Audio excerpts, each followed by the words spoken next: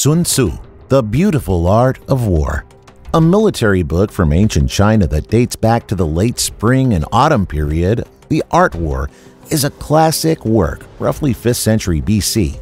The ancient Chinese military strategist known as Sun Tzu, also known as Master Sun, is credited with penning this treatise, which is divided up into 13 chapters. Each one focuses on a distinct skill set or art form connected to combat and how it can be used for different aspects of military strategy and tactics. Stay till the end of this video to learn more about what it is and what it teaches. It was the primary work of an anthology established as the Seven Military Classics by Emperor Shenzong of Song in 1080. This anthology was used for approximately 1500 years. The Art of War is the most significant strategy text in East Asian warfare. It has also affected military thought in both the Far East and the West, as well as economic, legal, political, sporting, and other aspects of living. Let's talk a bit about its history. The ancient Chinese general Sun Tzu, also known as Master Sun or Sun Tzu, is credited with creating the art of war. Although the art of war's earliest selections most likely date to at least 100 years after Sun Tzu, widely believed to have lived in the 6th century BC. 13 chapters make up the art of war. The entire work is referred to as one zhuan, or chronicle. Let's start. 1. Laying plans. According to Sun Tzu, the book Art of War is crucial to the state. It is either a route to safety or destruction. It's a question of life and death. As a result, it is a research topic that must be considered under any circumstances.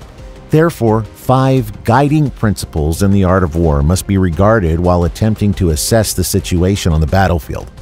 It further examines the 7 aspects and 5 fundamental factors: the way, seasons, geography, leadership, and management that affect how military encounters turn out.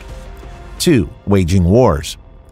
In times of war, when there are 1,000 swift chariots, 1,000 heavy chariots, and 100,000 mail-clad soldiers on the battlefield, with enough food to carry them 1,000 li, the cost of living at home and the front, including spending on entertaining guests, buying small items like glue and paint, and money spent on chariots and armor will total 1,000 ounces of silver per day.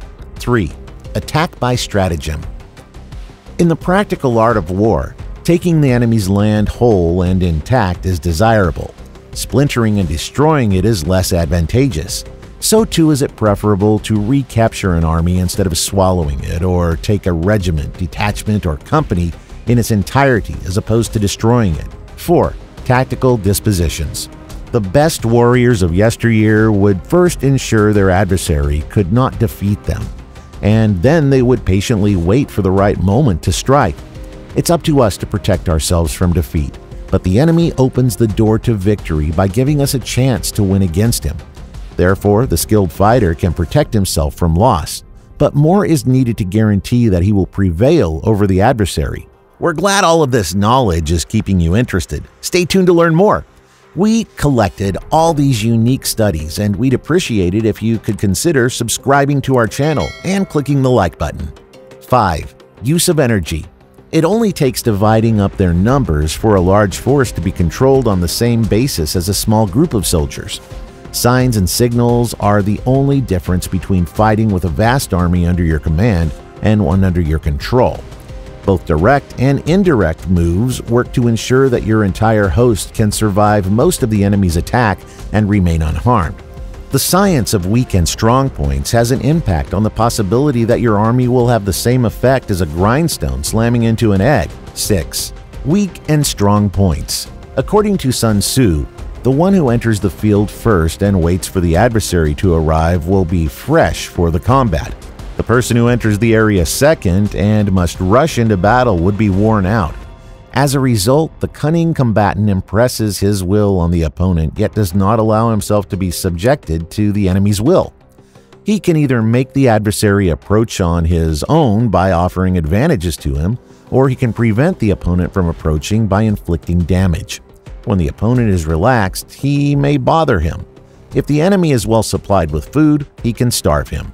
And if the enemy is covertly camped, he can force the enemy to move. 7. Maneuvering an army. This chapter explains the perils of direct battle and the strategies a commander can use to prevail in such encounters when they are unavoidable.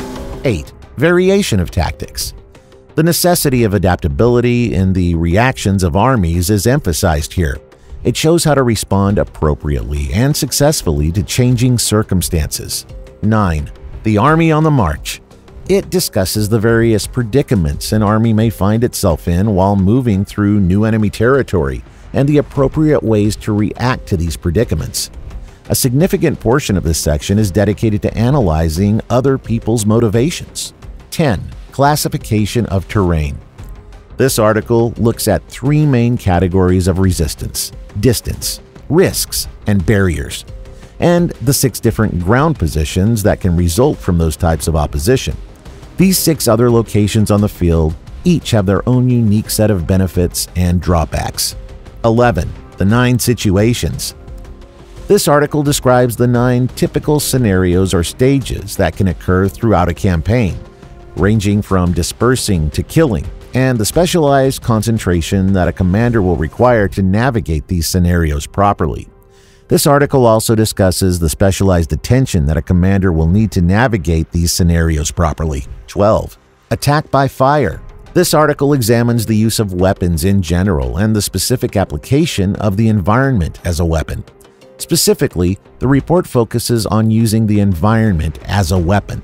This part of the article explores the 5 potential targets of an attack, the 5 various types of environmental assaults, and the appropriate techniques to protect against such assaults. 13. Use of spies.